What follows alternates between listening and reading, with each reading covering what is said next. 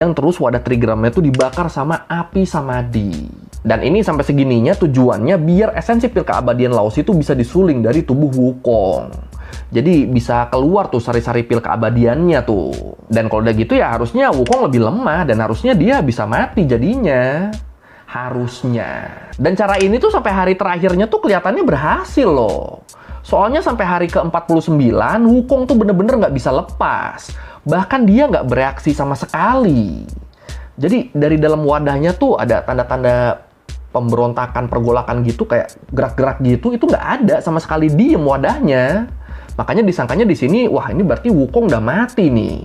Nah, waktu prosesnya dikira udah selesai dan tutup wadahnya dibuka, semuanya dibikin kaget. Soalnya tiba-tiba Wukong langsung lompat keluar dari dalam wadah trigram 8 arah tadi. Ya walaupun kondisinya waktu lompat keluar tuh dia udah kayak hampir mati gitu, tapi tetap Wukong ternyata nemuin cara biar dia bisa selamat di dalam wadah tadi. Yaitu dengan cara diam di sudut trigram yang panas apinya tuh lebih kecil dibanding yang lain. Jadi dia ya udah diam di situ aja, makanya nggak ada tanda-tanda perlawanan tadi kan. Dan walaupun kondisinya udah hampir mati, tapi karena dia berhasil selamat dari api samadhi, endingnya Wukong tuh malah jadi lebih kebal dan kerangka badannya juga jadi lebih kuat. Dan gara-gara ini juga Wukong jadi punya kemampuan baru. Dia punya kemampuan mata api dan pupil emas yang bikin dia bisa ngenalin kejahatan di diri seseorang.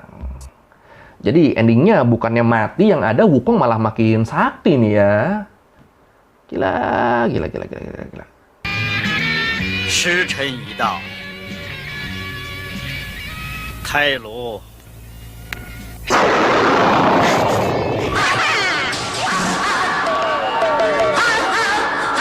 Dan dengan kekuatan barunya ini makin ngaco lah si Wukong di sini. Diobrak-abrik tuh kahyangan sama dia. Ngamuk semua diobrak-abrik sampai akhirnya dia merangsek masuk buat ketemu Kaisar Giok dan ngajakin duel sang penguasa kahyangan.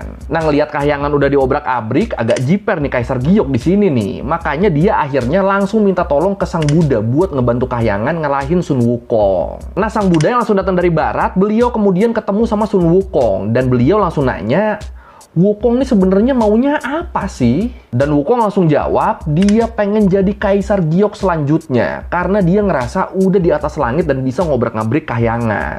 Nah, ngedenger jawaban Wukong ini, Sang Buddha langsung bilang, baik, aku akan mengabulkannya asalkan kau bisa lepas dari telapak tanganku.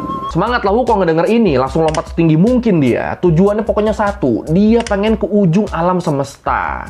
Karena dia yakin di ujung alam semesta itu dia nggak mungkin kekejar sama Sang Buddha. Nah, saking jauhnya Wukong terbang, tiap dia ngelihat sekitar, dia tuh nggak ngelihat apapun lagi kecuali 5 buah pilar yang dia sangka sebagai ujung masing-masing alam semesta. Nah, karena